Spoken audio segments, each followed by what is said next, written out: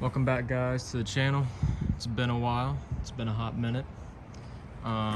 This is going to be part 2 or part 3 of the equipment tour / setup. This is also going to be the mowing setup for 2022 setup. I'm going to be using 99% of the time here for mowing.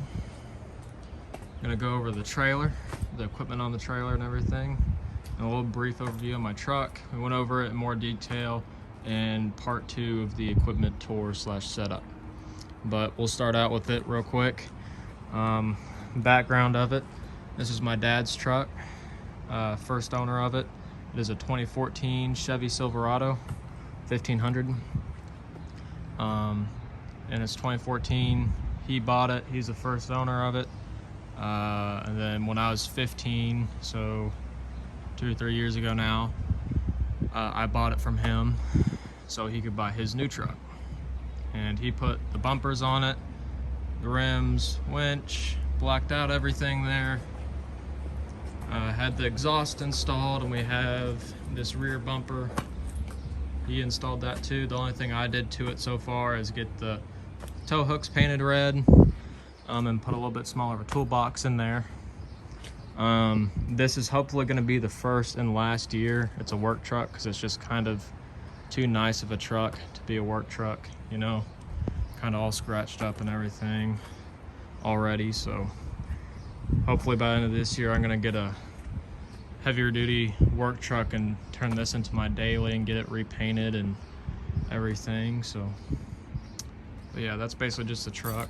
The inside, I try and keep it as clean as possible. It's more cluttered than dirty, but got the signs I usually put on there, some gloves, another hat, trash bucket, empty it out every couple days to bring down the clutter.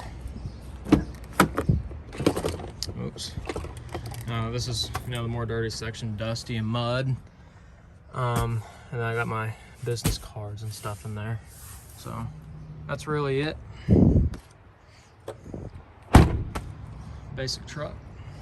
Got some mulch in the back for a job this weekend. Next up is the main part of the setup here, the trailer. Transports the money makers. This is a 6.5 by 12 foot trailer, utility trailer. It has a bulldog style hitch, so heavier duty hitch there. Put the ammo can on there. I got the side ramp put on there, spare tire put on there, and a big back gate. I already had to replace one of the lights on it because I backed into my house. Luckily, I didn't damage the house, just the trailer, because I caught it in time. But yeah, so that's the basis of the trailer. How I like the trailer, you know, I wish I got a little bit longer of one, but at the same time, I'm glad I didn't. Mainly because I backed this into my garage in a neighborhood, so the street's tight. So I can fit a bigger trailer in my garage, but to make the turn in the street is kind of tough with any bigger trailer. So this is a 12-foot long trailer, so plus a 4-foot tail or a tongue, you're looking at about 16 feet at the least. So next year I'll probably definitely get a bigger one or trade my enclosed one in for a bigger enclosed. I haven't decided yet, but I'm happy with the size of the trailer, not necessarily the quality. These rails aren't very beefy. I don't really think they're meant for all this stuff because it's kind of wobbly. But it is what it is. So now I'll go over the racks here. So this is a green touch rack. It's not really mounted quite right. I gotta adjust it more. I had to use some of these rubber spacers and stuff. And it used to be pretty square, but over time it's just all the bumps and potholes around here, it's just kind of messed it up. So I'm kind of constantly adjusting it. And it kind of looks like I just jerry-rigged it together, but I'm just trying to come up with some better stuff to do. I used to have the heavier equipment on the top. I kind of moved it towards the bottom, except for that one there. That one's a light one. Just because I feel like, you know, heavier stuff on the top is going to make it more stress on it, so I'm trying to put the lighter weed eaters on the top. But I'm happy with the rack itself. It's just I need to kind of mount it a little bit better, but it's been working for now. But yeah. And then, so the main weed eaters I'm using, this is a new one that I haven't mentioned to y'all. This is a 3020T straight shaft. I used to have the Darwin grip from Bollard, but as you can see, this thing broke off, so I'm gonna have to get a new one. I'm debating on getting a new one because it was comfortable grip, but at the same time it broke after about a month, so maybe I just got a dud. I don't know.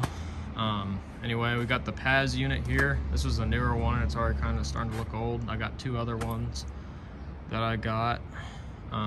These things are beasts. However, running them as weed eaters for a long time are kind of rough because this little thing here that squeezes it to hold it on, you know, it kind of gets loose after a while, even when you tighten it all the way. So this thing kind of turns when you're weed eating sometimes, but it works. So I mainly just use this one if I have to use the edger, or if I'm just tired at the end of the day and I want a little bit lighter of a weed eater. Next we got the 410. Great for the hills and stuff, and the hills I weed eat. I just have a little brush blade on it right now because I was doing a brush job. But I use this for like the thicker hills I weed eat that get weed eated about once a month or something. Just get them through quicker. This one I haven't used in a while. It's more of a last resort kind of deal. I don't really like this weed eater because it's cold natured and you gotta let it warm up for a while before you can use it. It might just be mine, I don't know. Probably just needs tuned a little bit, but it's been like that since I got it. But I do like how it's really light trimmer. It's just not really too powerful. It's a 21 cc compared to the 2620, which is 25 cc, and it doesn't have a gear reduced head on it, so it's an alright weed eater. It's a good last resort weed eater, I'll put it that way. Then we got an Echo 9010 and the Green Touch rack. This is another this is the older 9010 I got. Actually got a newer one over here that I bought about a month ago, just so I got this one's now basically the backup, and I don't have the tube in the right spot. But yeah, so I do have to take this weed eater to get that out, but it's not a big deal because it's the backup. So yeah, I'm just trying to fit everything in this tiny little with the room I got. This is the next one, same thing, 9010, except it's not spray painted red because I was an idiot when I did that. But yeah, this one I made a support for it, kind of, you know, redneck engineering, but so it doesn't, you know, vibrate too much, but it kind of does. So it's just kind of an extra support since I wasn't gonna mount on that fender there. But yeah, I just made do with what I got. That's the smaller bar for the steel blowers and stuff. It's kind of redneck, but it helps it out a little bit. Over here we got Bollard's Easy Gate. This thing works great. I'd recommend it. It's worth $100. You only put it on one side, so you got more space for your racks, and I can basically lift that gate up with my toe, so it's very easy to use. Then I got the trimmer line holders from Bollard. These course, this thing's coming loose. I don't know what happened to that bolt there. These work great when they're working. Only issue is this bolt will come loose, so it'll wobble, and then you can't really cut the line with the cutter, which is the whole reason I got it. So I don't have to like be looking for pliers or wire splicers or wire cutters, you know. So it works good when it works, but I don't really think it's worth the 60 bucks. I think it should be like around 30, really, because I mean, it's this, you have to tighten the bolt up like every couple days if you're doing a lot of yards to keep it going, in my opinion. So, and from my experience with it. So, and then this kind of wobbles because it's a smaller drum of line. It's not as wide as this one, so if I have another size drum like this, I can fit it without unbolting it and everything. So it's kind of weird. I gotta get another knob for that one, I guess, because it vibrated off. Same thing over here. And then we got the tool holders for shovels and stuff. It's kind of all bent to hell because I get these out a lot when my garage is open. I kind of got to bend it to where I can get them out so it doesn't hit the garage door. So not really looking too pretty, but it works. Of course, this stuff is, you know, sticking out a little bit, but it doesn't really do much. You can see where the garage, like a door release thing, was pulling on that the first couple times I pulled through and didn't realize. That's fixed though. So anyway, now moving on to what I got on the trailer. I'm gonna do a separate review on this thing, but I'll just go over it. So real quick here. So this is a Z3X. Very good mower, very happy with it. Got about 100 and, holy crap, I already got 130 hours on that thing. 130.9 hours.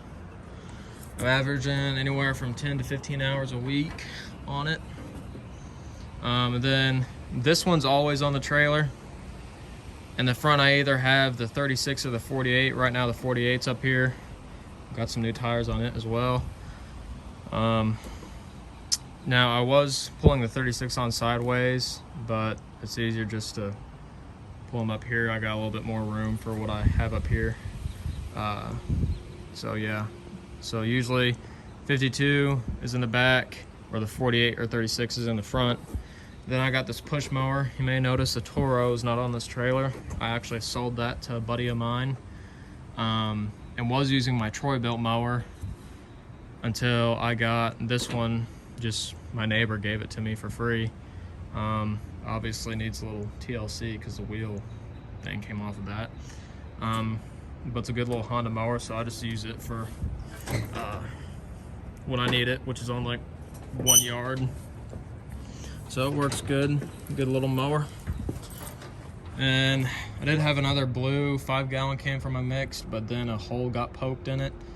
So this is a temporary 2-stroke gas can. I got another blue 5-gallon one that I used to have on order, so it'll be replaced. But this is basically my 2-stroke gas stuff. I got the smaller 1-gallon and the big old 5-gallon for the blowers. Cooler for cool stuff. And then the big controversy of this whole thing, I have a smaller power locker for the 36 and 48. That's in my little storage thing for right now because I don't have the bracket set up for when I pull them forward like this. That one's meant for when I pull the 36 on that side ramp onto that, but I'm gonna fix all that. But this one here, these work great. I'm very happy with them. Secures the mower very good, and you got some good adjustment here to where you can slide this in and out.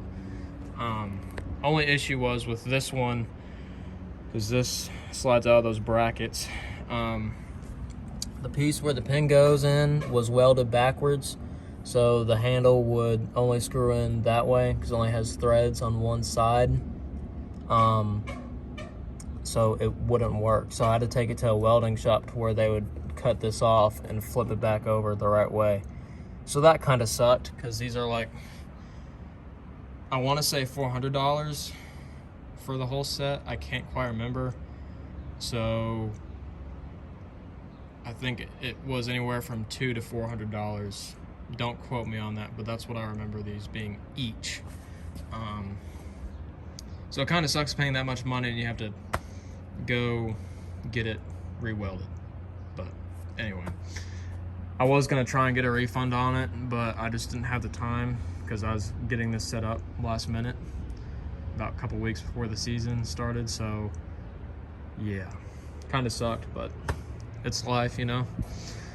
But we got it all, me and my dad got it all working and running and stuff. He helped me get it all put together, so it'd be ready in time for the season.